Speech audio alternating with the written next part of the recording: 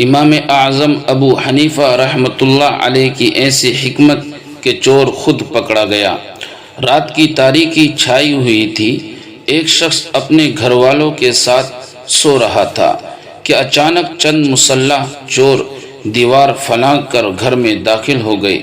انہوں نے گھر کا سارا قیمتی سامان سمیٹنا شروع کر دیا۔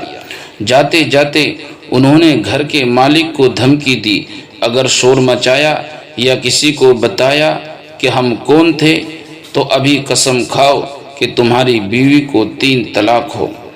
جان کے خوف اور بے بسی میں اس شخص نے وہ الفاظ کہہ دیے۔ چور سارا مال لے کر فرار ہو گئے۔ اگلی صبح وہ شخص بازار سے گزر رہا تھا۔ اچانک اس کی نظر اپنے ہی سامان پر پڑی جسے چند لوگ بیچ رہے تھے۔ اس نے چوروں کو بھی پہچان لیا مگر زبان بند تھی۔ اگر بولتا تو وہ اپنے ہی حلف کی وجہ سے گھر برباد ہونے کا اندیشہ تھا۔ پریشان حال وہ سیدھا امام ابو حنیفہ رحمۃ اللہ علیہ کی خدمت میں حاضر ہوا اور سارا ماجرا سنایا۔ امام ابو حنیفہ رحمۃ اللہ علیہ نے کچھ دیر سوچا، پھر فرمایا، اپنے محلے کی مسجد کے امام، مؤذن اور چند معزز لوگوں کو میرے پاس لے آؤ۔ جب سب لوگ جمع ہو گئے تو امام ابو حنیفہ رحمۃ اللہ علیہ نے فرمایا، اگر تم یہ چاہتے ہو کہ اس مظلوم کا مال اسے واپس مل جائے تو ایک تدبیر پر عمل کرو۔ سب خاموشی سے سننے لگے۔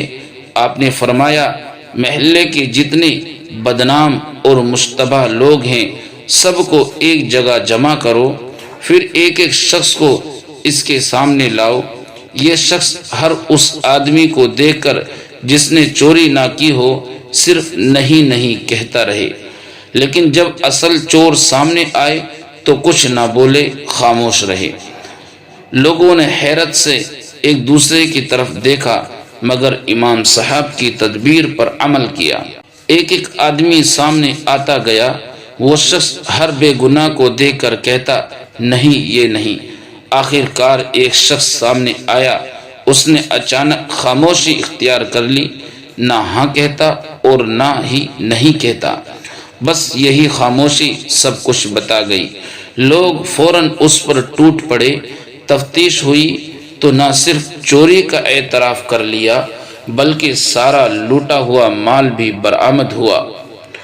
اس طرح نہ اس شخص کا حلف ٹوٹا، نہ اس کے گھر پر کوئی مصیبت آئی، اور اللہ تعالی نے امام ابو حنیفہ رحمۃ اللہ علیہ کی حکمت کے ذریعے اس کا پورا مال اسے واپس دلا دیا۔